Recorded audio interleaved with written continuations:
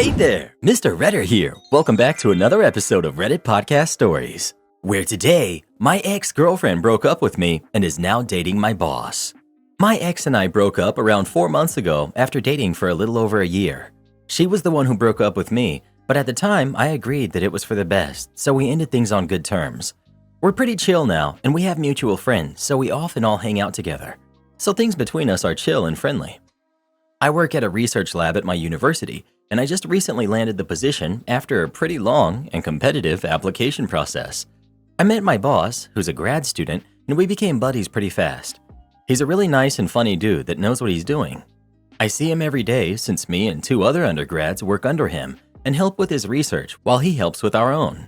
Fast forward about 2 weeks, and I see on my ex's Snapchat story a picture of my boss with a heart emoji. I'm shocked, so I reply to her story asking her who her new boyfriend is, and sure enough, she tells me she's dating my boss. I feign happiness for her, and I don't tell her that he's actually my boss or that I know him in that way. But darn, I felt horrible. I thought I didn't have feelings for her after our breakup, but after seeing her story, I was just hit with a pang of jealousy. Maybe it's because he's a major step up for me. I'm a poor, disorganized undergrad, and he's a successful young talent who has his stuff together. The next day at work, I'm basically on edge the whole day. I would look at my boss, remember that he's dating my ex, and just feel so uncomfortable. The rest of the week was like that too. I stopped joking around with him and kind of just stopped talking in general to him. Now I dread seeing him every day because the fact that he's my boss, so he orders me around, it just makes me feel even worse and more below him. He's got the girl and I've got no one. I still love my job though, and I worked hard to get it, so I'm not planning on leaving. I also feel like a crappy person since my boss has been nothing less of nice and is honestly a great guy. Now I just feel like I should have tried harder in our relationship because she was perfect in every way and I just let it all slip through. The other day she came over to have lunch with him during his lunch break and I saw them laughing together. And yeah, another wave of sadness and jealousy. What do I even do now? How do I stop feeling like this? How should I normalize the situation at work? Update. For the past week, I've been trying to focus on myself and my work and not care about my ex and my boss who's dating her. It's worked pretty well. I started a painting and I'm pretty close to finishing it, and I impressed my boss's boss, the professor who owns the lab, not the one dating my ex, by staying late for 2 days in a row to finish a really difficult experiment. During our lab meeting, my boss's boss shouted me out in front of the entire lab and said he was really impressed by my hard work and dedication. That felt good. As for the situation with my boss and my ex, he found out. Like I mentioned in my previous post, when my ex told me who her new boyfriend was, I didn't mention that he was my boss, so neither of them knew. 2 days ago, my boss and us, 2 other undergrads, were in a conference room discussing a paper when my ex walked in. She came to drop off my boss's wallet that I think he forgot or something. Anyway, she saw me, did a double take, and went, "Jake?" She was definitely super surprised and caught off guard, and my boss was already confused, so I was just like, "Hey, Sarah." She shot me another shocked, wide-eyed look and left. Suffice to say, the rest of the meeting was pretty awkward. The next day, it was obvious that my boss now knew our history. Things just turned so awkward, like he didn't know how to act around me anymore or what to say. Now we're both awkward around each other. He's still nice and all, but things are just uncomfortable between us two now. It's not his fault though.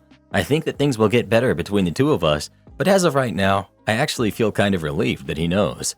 Something about how both of us now don't know how to act and what to do kind of makes me feel reassured. Sarah also called me the night that she found out I worked there, but I missed her call and forgot to call her back. It's good though. I've been trying to think of her less and distance myself a bit. But if things continue to remain really awkward to the point where both of our work is affected, I'll consider talking to my boss's boss about switching me to work under another grad student instead. But yeah, that's about it. Thanks for the help. I'm actually glad you didn't answer your ex's phone call or return it. I can't imagine for the life of me any usefulness to that conversation. I mean, did she not know anything about the department you were in at school, or the likelihood of seeing you if she kept her dating pool there? In my humble opinion, you really demonstrated an ability to be above drama by not immediately telling your boss or Sarah about your previous relationship. And I'm super stoked that instead, you just focused on your work and got praised by your boss's boss. Good for you. OP. Actually, me too. We're still friends and all, but I think I really need to put some distance between us and focus on myself for now. I'm glad I missed the call too. I applied for the job after we broke up and never mentioned it to her, so I guess she never found out. Am I the jerk for leaving my wife at a party and going away solo when she was making me late? I'm 28. My wife, who's 27, graduated medical school in 2021. They had a graduation party since everyone had had their shots, but it was still pretty small due to what was going on at the time. You could only bring one guest and you had to socially distance. Her medical school decided to invite all of the lockdown graduates to this year's graduation event. They planned this all out pretty last minute, only giving 3 weeks notice that it was happening. But my wife was very excited about it. She gets paid crumbs and works long hours as a resident, so I get why she wanted to relax and have fun. The issue is that I had a huge work trip the next day that had been planned for months. I don't travel a lot for work, so they went all out to make this comfortable, and I had a lot riding on it. If I didn't do well, I would probably get fired, but if I did do well, there were 2 open positions I could be promoted to. My wife wanted to come with me, so my company comped her flight and we were going to make a vacation out of it after my presentations. We were flying out the night of the party to ensure I made it on time for the meetings the next day. I told my wife we shouldn't go to the redo event since we had to fly out and since it would be very tight. She insisted we go since the party started at 3 p.m. and our flight left at 9 p.m., but the event was 1.5 hours away from the airport. We made a plan to leave at 5:30 p.m., pack everything in our car beforehand so we could go straight to the airport. But by 5:30, she just started saying goodbye. I told her we needed to leave ASAP, but she said no, we don't have to be 2 hours early for our flight, etc. Around 6 p.m., this guy from med school, who had a crush and asked her out multiple times, grabbed her hand and pulled her off to another table. I went up to them and told him he needed to back off. He said I needed to treat her better and let her enjoy herself. I looked at my wife, but she just ignored me. At that point, I decided I wasn't going to try and convince her to stick to her word anymore. I told her I was leaving for the airport and I took our car. There was a ton of traffic and security was a mess, so I only had a few minutes to spare before getting on the plane.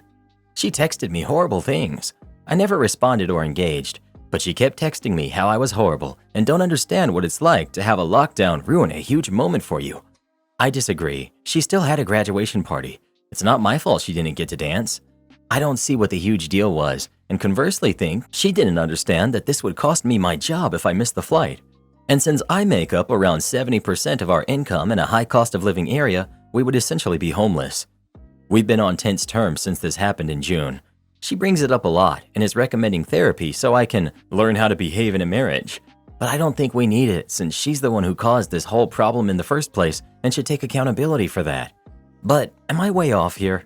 Am I the jerk? Not the jerk. You needed to catch the flight and not risk your job. She was being immature, wanting to party without managing her time. Not the jerk. You told her you were leaving for the airport. She didn't respond and didn't come. You guys also made detailed plans about when to leave and why. Your work trip is financially important, and if you do end up going to therapy together, you'll probably find that your side gets more support than you're expecting. She was also pretty disrespectful by ignoring you when some dude made snide comments about how you treat your wife. I would expect her to shut him up, no matter how she felt, because that's how people behave in a marriage. But you really should respond if she texts you nasty stuff. Even just a, "We will have to talk about this later. I'm in a hurry to get on a plane. I couldn't wait and missed the plane, and I'm hurt that you disregarded our careful plans in order to party." Not the jerk. You compromised. She just did whatever she wanted, regardless of what she promised, and uncaring of any bind she was putting you in. Does she have a history of blaming others when she's in the wrong? If it's habitual, I'd leave. If this is the first time, do marriage counseling to see if having a third party back you up gets through to her. Well, who do you think is the jerk? OP or his wife? Please let us know. I know Reddit is infamous for jumping to the divorce solution, but bruh, if my spouse ever disrespected me like that at a party, it would be so over. I overheard my boyfriend making fun of the gifts I gave him. It's making me rethink about our relationship. I, 22 female, have been dating my boyfriend who's 27 male for 4 years now. His birthday was a few days ago. I always struggled with giving gifts to him because he's way more financially stable than I am. I'm saving up for my post-graduation degree, so money has been tight now. I decided to be creative about my gifts. I always had interest in arts and do-it-yourself projects. My boyfriend likes the stuff I make, crochet, etc. My boyfriend likes the stuff that I make when I crochet. So, I made a crochet doll of both of us hugging. The only expensive thing I got for him was a sunglass, which was $50. Other than that, I made a scrapbook of all of our pictures together and some boxes filled with love notes. That's all I could afford right now. But when he saw those gifts, he told me that they were the best gifts someone had ever given to him. I never had any indication that he disliked them. Yesterday I was with him. My laptop broke down, so I borrowed his for a school project. He was logged into his Messenger account. I saw a message pop up from his friend, Becky. Becky said something about, "Please tell me you threw away that hideous doll." I know I'm wrong for snooping, but curiosity got the better of me. I saw chats from him and Becky making fun of the gifts that I gave him. He called me cheap and grandma because who in this generation does crocheting? It's not like he can use it in real life. He even disliked the sunglasses. Becky was instigating it even more. She had some of the most cruel comments, and my boyfriend was agreeing with her. I also saw how much he praised Becky for giving him a VR gaming set. I felt so betrayed. Sure, my gift was cheap, but I spent time making it and organizing them. I did confront him about it. He just said I'm being dramatic over a gift. I've never been so hurt in my life. I don't know if what I'm feeling is right or not. I'm rethinking our relationship now. Like, he knows that the money is tight for me right now, but he claims if I love him enough, I would sacrifice a bit just to shower him with gifts. Taking out hundreds of dollars out of my savings just for one time wouldn't have been a big deal. Am I wrong here? Definitely time to reevaluate this relationship. Him talking smack on you and your gifts was wrong and uncalled for, especially being together 4 years now.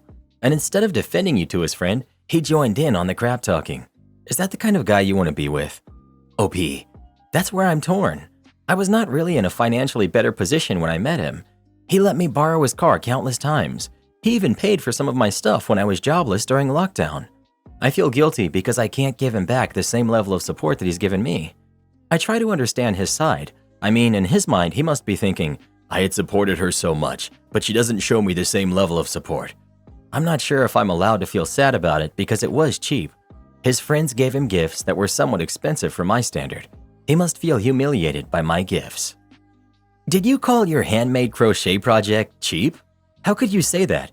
As a crocheter, I know we can underprice our work, but crocheting cannot be replicated by machine. Every single crochet object has to be made by hand. You really need to look online how much crochet sells for. I'll give you a hint. These dolls get paid by the hour. They're sold so highly because of the expertise and time spent on these precious items. If you take 3 hours at a minimum wage, you're looking at $21. Does that seem high? Maybe depending on the person, but a true art enjoyer understands why. Respect yourself and your craft. OP. I mean, it took me 2 weeks to complete it. I know it's too long, but I never had the time. Also, the materials were free because my aunt gifted me a new set of crochet materials last year. I don't crochet that often, but I do make a lot of handy crafts made from scraps.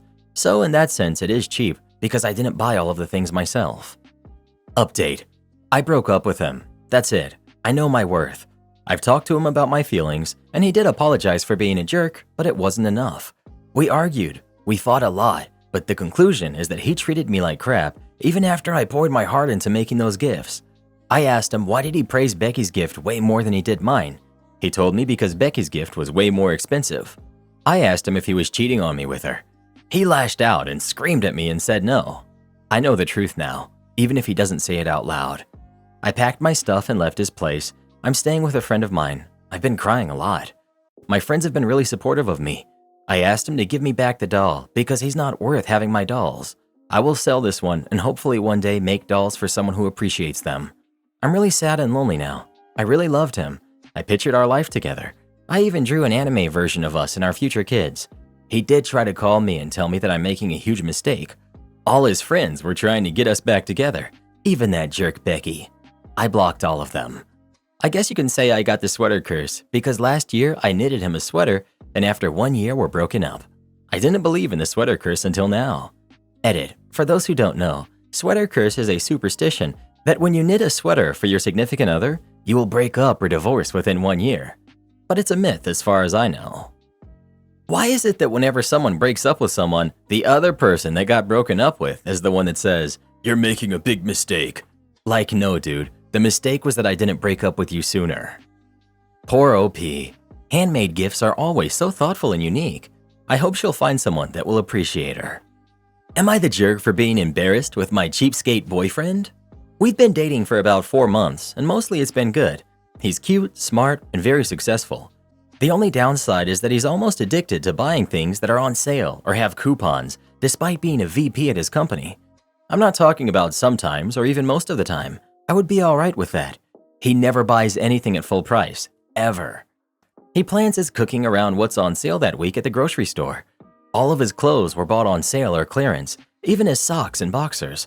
Last week, we were at my friend's house for dinner, and she commented on his shirt. He proudly said that he got it on clearance last year for $20. I was mortified.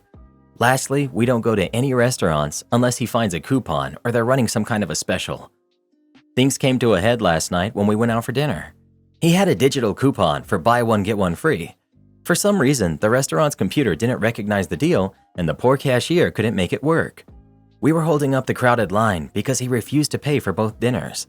Finally, the cashier called the manager, but he was busy somewhere else in the restaurant. While we waited, the people behind us were getting annoyed. I was so embarrassed. I left him standing in line by himself and I went to the car. We argued the entire drive home. We were supposed to go to the movies because he got free tickets, but I wasn't in the mood, so he dropped me off. We haven't texted today at all. When I talked to my friends at brunch, they didn't see a problem with it, and I found it frustrating that they didn't understand how embarrassing it is. Am I the jerk, or is this normal? He never buys anything at full price, ever? What's so terrible about that? As long as he's never rude or demanding to retail staff, he's smart to chase the best deals on everything. He proudly said he got it on clearance last year for $20? You were mortified? Why? I doubt your friend thought any less of him for it. And the fact the computer didn't recognize the deal wasn't his fault. He had the coupon. He ate there with the expectation that the coupon would be honored. As long as he was patient and not rude to the cashier, he did nothing wrong. If the people standing behind him were annoyed, they should have been annoyed at the restaurant management, not him. Overall, this sounds very much like a you problem, not a him problem. And calling him a cheapskate? You've been dating 4 months. I can't see this relationship lasting if you continue with that attitude. You're the jerk. You're the jerk. I spent most of the post thinking not the jerk, but you're really judgy of him. There's nothing embarrassing about mentioning a good deal on a shirt that someone complimented. Also, I missed the part where you were so embarrassed that you just paid the bill instead of walking away. No jerks here. You guys are just incompatible. He's not wrong for wanting to save. You're not wrong for not wanting to hold up a gigantic line of people for a coupon. Just different life approaches. And you will drive each other nuts with this if you don't discuss and come up with a compromise. Maybe his clothes and groceries are free for all couponing, but occasionally dinners out can be full price. Well, who do you think is the jerk? OP or her boyfriend? Please let us know.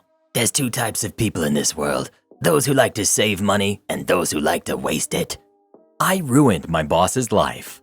A few years ago, I worked for a couple of months in a pastry shop. To work there, my boss promised me 8 hours a day except Mondays, half day, and Thursdays closed, and €700 a month. Obviously all off of the books. Although I had some resentment about working off the books, I accepted anyway because I needed some money. The first day of work, I was in there for 11 hours, from 5:30 a.m. to 1:30 p.m., and then from 3 p.m. to 6 p.m. I thought it was normal since it was my first day, even if in reality some doubts came to me right away because all the others had been there as much as me, and for them, it was certainly not the first day. The situation continued to be this, ranging hours from 10 to sometimes 13 hours a day. Furthermore, for 2 weeks in a row on Monday, the day which we were supposed to only work in the morning, we instead worked with the schedules of the other days. At the end of the month, I asked for my well-deserved salary and my boss got angry, telling me that I was only thinking about money, when in reality, I hadn't even asked him to pay me for the multiple hours of overtime. He then told me that he would pay everyone at the end of the first week of the following month. The following day, after working as usual for 11 hours, at the end of the shift, he called me aside, telling me that since I had been presumptuous, I had to show up for work on Thursday, even though it was my day off. Obviously, I got angry and replied that I had worked much longer hours than those agreed upon and that I would not show up for work on my day off, and so I didn't. Thursday came around and I didn't show up, ignoring hundreds of calls from my boss and his wife. The next day, I showed up for work regularly and was severely reprimanded and then sent home for bad behavior. He told me that we would meet on Sunday to give me the money and I didn't have to show up again, which I already wasn't going to. So Sunday arrived and he showed up with €300, telling me that I had done little this month and that I hadn't been respectful towards him and his business. I got very angry and also went to call my father, who was waiting for me in the car. The two almost came to blows. So I took my father and we left, saying it wasn't over there. I kept in touch with some of my colleagues with whom I had established a good relationship with and who were also working for him under the table. They told me that the next day, he had badmouthed me by saying that I was a person without any form of respect and dignity. They had witnessed the scene the previous Friday and were speechless. They thought I had to do something and not let him walk all over me like this, and they were right. So I decided to do something that no one had ever had the courage or the will to do. I went to finance to denounce the fact that he had made most of his employees work illegally and that he exploited them by underpaying them. Obviously not alone, but with my colleagues, who were also tired of this, to support me. So we decided on a day and time for a pop check and waited. The agreed day was Saturday morning from 9 to 10, the day and time when there was usually more workload. It goes without saying that, contrary to what is thought of in Italy, sometimes justice works, and that day, finance, with a surprise check, discovered the whole situation and immediately closed the business. Subsequently, the owner, as well as my former boss, was investigated and sentenced to I don't remember how many years in prison. The business was seized, and now his family is having to pay more than €1 million in tax evasion for other reasons related to false receipts and other things that I don't quite understand. My husband of 16 years is having a baby, and it's not mine. I, 46 female, have lived with my husband, 48 male, for over 20 years, married for 16, and we have 2 kids who are 16 and 9. 1 year ago, he decided that he had had enough of his family life and went to live with his parents for some time. He was behaving like a bachelor for the entirety of his stay with them, found a girlfriend, and was drinking all the time. He also spent a lot of his time playing games with friends on his computer. 1 year ago, he informed me that he found a girlfriend and was ready to move out of our apartment and cut ties, although he didn't quite do that. He left me, making close to minimum wage, to care for our 2 kids, and also left a collection of unpaid bills going back months. After that, I fell into a depressive episode that lasted 2 months, and my 2 close friends managed to get me out of it. About 3 months after he left us, he came back. Well, not really. He started coming to our city, hanging out with the kids again, and also with me, inviting me out for drinks and dinner. All was going well, and my 16-year-old went on a week-long trip with him. For a while, all was going well. He said that the girlfriend was a lie, and he just needed some time away to clear his head. Last night, I sent him a "good night, love you" text as I usually do, but in the morning he replied with, "I don't deserve your love. I'm about to become a dad again. I'm sorry." I later called him to ask what he meant by that, and he told me that he has a girlfriend in another country who's pregnant with his kid. She plans to keep it, and he wants to cut ties with me and our kids to care for that kid. I don't know what to do. I requested divorce, but he declined, saying he wasn't ready for that. Can anyone give me advice regarding this situation? Can I divorce him anyways, even though he doesn't want to? Is there any other way I can secure payment for my kids, since with only my job, I can barely make ends meet for the basics?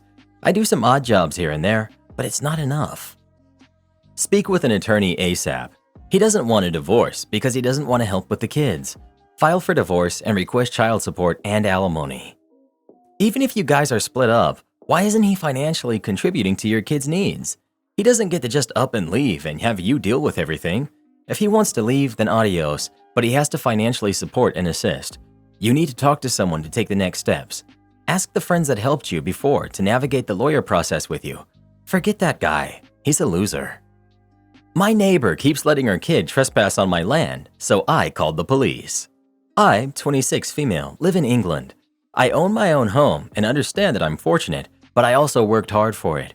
Any money I received or earned while working part-time till graduation went into my savings account. Most people on my street are social housing tenants. I'm still determining what that is, but they've explained that you're eligible for this scheme if you're on a low income. It's more secure than the private sector as you mostly get assured tenancies, even though they are different tenancy types. For a while, I got on well with my next-door neighbors, Emily and Ben. They also have 3 kids who are 13, 9, and 4. But soon I started experiencing a lot of problems from next door. I work from home often, and I could hear shouting next door consistently. Ben is 5'11", 145 kilograms, and quite loud and intimidating. Alexa, what is 145 kilograms in pounds? 145 kilograms is about 320 pounds. And quite loud and intimidating, and I constantly heard their kids screaming. I had to ask them to lower their voices daily, and I even explained that I work from home. The next set of problems revolved around their 13-year-old son. I spotted him climbing over a wall to get into my garden to get his football back, which at first I just ignored. Then after it happened 10 times, I finally decided to speak with his parents, and I can't remember what I said entirely. Still, it was something like, "Hey, I just wanted to have a word as I've seen your son trespass 11 times to get his ball from my garden. I would appreciate it if you could get him to stop as he's trespassing, and if he just came around to the front and knocked on my door and asked for his ball back, I would be happy to collect it for him." The neighbors apologized and said they would make sure their son doesn't do it again and that he knocks. A few days later, their son did it again while I was in my lounge. I walked into my garden, which made him jump, and spoke with him. I told him I had seen him trespass to collect his ball on various occasions. I told him I had talked with his parents and that trespassing is a crime, and I would appreciate it if you would just come to the front door and knock in the future. He didn't say anything and just went back into his garden. I informed his parents and they apologized, but it continued. I got fed up with it and decided to invest in some security cameras. I wrote a letter to residents on my road to give them a week's notice that security cameras were being installed at my address, and it will cover my entire garden and it will also cover my doorway. I also wrote that I'm getting a Ring doorbell camera. After installing the cameras, I thought it would stop the kids from trespassing, but it continued. I saved the footage, filed a police report against the son for trespassing, and sent all of my evidence to the cops. I knew there was a strong chance that nothing was going to happen, but I just wanted the son to have some responsibility. When my neighbors found out, they were furious with me, and since then, our relationship has soured. My siblings found out about it, and they think I'm a total jerk for this. Am I the jerk? You're the jerk. You sound like an awful person to have in the neighborhood. Calling the cops on a kid getting his football? Also, why did you put in the part about the council houses when it has no relevance at all? Admit that you feel better than these people.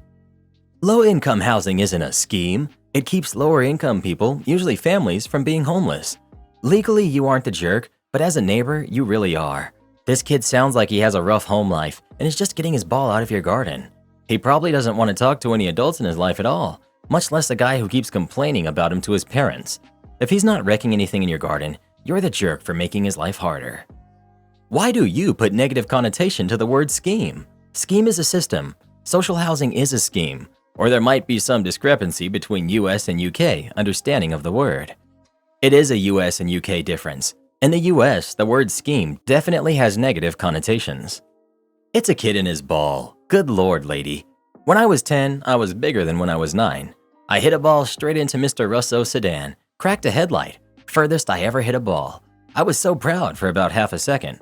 I waited for him, came to him and said, sorry, not to tell my dad, and I would pay for it.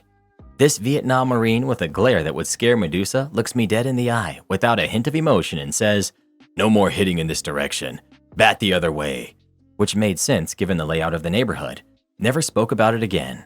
Fast forward 25 years, and I see Mr. Russo outside when I'm visiting my parents for a month. We chat. One day I asked him about the headlight, and he said something I'll never forget. Want to be a good neighbor? Don't ever be the reason a kid feels like they can't have fun in their neighborhood. And never give out crappy Halloween candy. You're the jerk. Karen mother-in-law demands I stop playing video games. I, 27 female, and my husband, 26 male, are big gaming addicts. Our parents hate that we played video games, and we've gotten in multiple fights as kids and as adults over our hobby. It's a sore subject in our family, and we've opted to lie and say we are outside if anyone asks what we're doing. We both work from home, and right after, we proceed to play video games until midnight. None of us like leaving the house, so we're practically next to each other 95% of the time. There is no humanly possible way for either of us to cheat on one another. I'm currently pregnant, and this has caused our in-laws to visit very frequently. Due to this increase in visits, we've reduced much of our gaming time for the better health of the baby, and so they don't see us gaming. We've gotten in arguments about how our hobbies are unacceptable, childish, and that we needed to change. Sundays are known to everyone as the unavailable day. We always say we are on a date or something, but in reality, we're at home getting our weekly gaming quota covered. My husband went to a gaming cafe with friends visiting, and I stayed home last Sunday. Mother-in-law decided later to call me in the middle of a match, and I suppose I was acting very suspicious because I wanted to end the conversation ASAP. She asked what I was doing, and I replied automatically without thinking that I was on a date with my husband. According to my husband, she then later called him and he said that he was at a bar with friends. Mother-in-law decided to visit my house, where I was undoubtedly in the middle of another game. I avoided any phone calls and pretended to not hear the knocking until my match was over, 20 minutes or so. Afterwards, I answered the door and pretended that I was sleeping, which is why I wasn't answering the phone or door. Mother-in-law exploded on me, calling me a cheater, and said that the child I was pregnant with was not her son's, because otherwise, why would I not answer the door? The idea that I would cheat, and that it would even be possible to cheat on my partner, was so hilarious to me that I burst out laughing, which angered mother-in-law even more. She continued to berate me while I just smiled, sitting there, thinking how ridiculous all this was. When my husband came home, she berated me in front of him about how I was cheating on him. My husband was visibly confused the whole time and confirmed with his mother that there was no possible way for me to cheat on him. He explained how we are together practically every moment of the day, and when mother-in-law saw he was not getting on her side, she proceeded to get mad at me for leading her on. She called me a jerk for pretending to have an affair and never correcting her before she told other people. Although I never clarified that I wasn't cheating, I do think that it was not her place to come unannounced and proclaim that I'm a cheater. Am I the jerk? Stop letting this jerk through your front door. Not the jerk, of course. Not the jerk, and your mother-in-law sounds toxic. Your gaming is your business. You both need to tell your parents that it's not their business and to keep their opinions on your gaming to themselves and enforce it. If they start bothering you about it on the phone, hang up. If they start when you're at their house, leave. If at your house, tell them to leave. You are adults. Info. You do realize there is no law that says you have to ever speak to this dreadful person ever again, right? You're the jerk. His mother loves her son and realizes that he's wasting his life away rotting in front of a TV screen.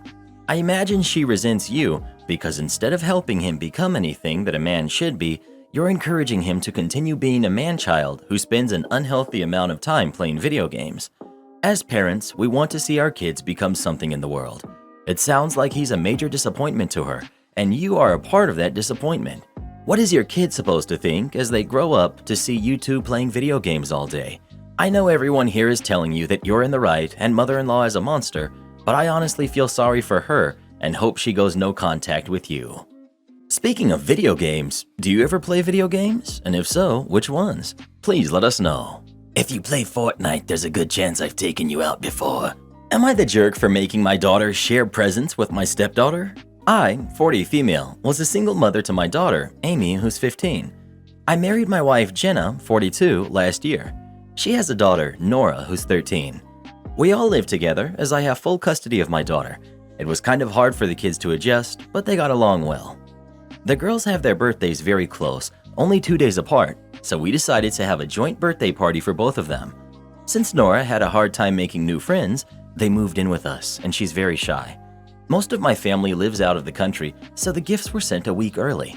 It was a huge bag with at least 20 gifts. The party was nice, and we opened the bag at night once everyone left. Jenna handed out the presents as she took them out. After 12 gifts in a row just for Amy, I checked the bag and froze to see that there was only one gift for Nora from my parents. She pretended it wasn't a big deal, but as she opened the present, I saw her eyes drop. It was a $15 tumbler from Walmart. Not to sound ungrateful, but Amy's gifts were much more expensive. Lots of gift cards over $100, a new phone, limited edition Funkos, designer clothes, and lots of cards wishing her a happy birthday. Needless to say, I blew up the family chat, calling out my parents, siblings, and extended family who sent gifts for not considering Nora and my parents for the cheap gift. No one took me seriously since it's not our duty to give gifts to someone else's kid, and Amy deserved them since I didn't even throw her own birthday party, emphasizing that Jenna and Nora are my problem and not theirs. Nora was clearly hurt, since it's not the first time my family has left her out. At night, I asked Amy to share some of the gifts with her stepsister. Not all of them, just a couple of gift cards and some of the new clothes. Amy refused. This surprised me, since she never had a problem with sharing, and even though she and Nora are not BFFs, they usually get along. After asking why, Amy started crying, saying that she never wanted a joint birthday party, and that I force her to share everything with Nora. They share a room for space, and I make sure they're both invited to the same parties and sleepovers so that Nora won't be left out. If they don't invite both of them, then neither of them goes. Amy stated that she at least wanted her own gifts to be hers alone. I scolded her for being selfish with her stepsister, grounded her, and took a couple of the presents to give to Nora. She turned them down because she didn't want problems with Amy and it felt like pity. Since then, Amy has been cold to all of us. I just wanted my two girls to be closer with the joint party and have the same things. Am I the jerk? Clarification. Jenna and I bought gifts for the girls, their own tablets, as well as their friends. Nora also received gifts from her extended family, but they sent for Amy as well. You're the jerk. You're basically asking your daughter to share her complete identity with Nora. Her room, her stuff, her family, her friends, her birthday party, the parties she goes to, and sleepovers. Is there anything that's really hers? This can't be good for her development. She needs to be her own person. Yes, and Nora needs that too. How will she ever be able to be her own person and build her own relationships if everything in her life is based on a stepsister who barely seems to like her? To be fair, the girls might genuinely get along with each other, considering that they're close in age and are going through the same situation of having to adapt to the new reality. At some level, I do think they understand each other. Nora had to leave behind her own life, room, and friends. Amy is also aware of this, and now she's watching her stepsister being forced to make similar sacrifices. Amy isn't allowed to have her own friends?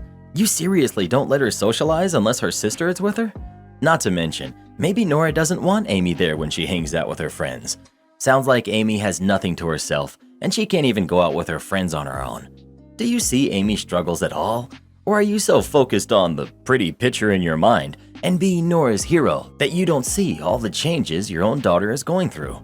You have compassion for Nora, and that's wonderful, but you are sacrificing your own daughter's happiness for Nora's. Just because Amy doesn't complain doesn't mean she isn't struggling and hurting.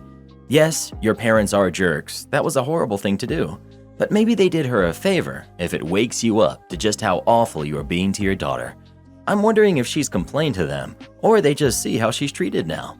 But you tried to fix it, and you totally did it the wrong way. You punished Amy for your family's awful behavior. Listen to what Amy is telling you. She's been polite long enough. You are not bringing them closer. You are driving them apart. You're the jerk. Well, what do you think? Is OP the jerk for how she tried to handle this or not? Let us know right now. You can't force your kids to share everything. It never turns out good. Do this next. Tap here on your screen to come see our new podcast playlist, where you'll find thousands of hours of the best stories you've ever heard. Or tap the one on the right. That episode is specifically just for you, based on other videos you've enjoyed the most.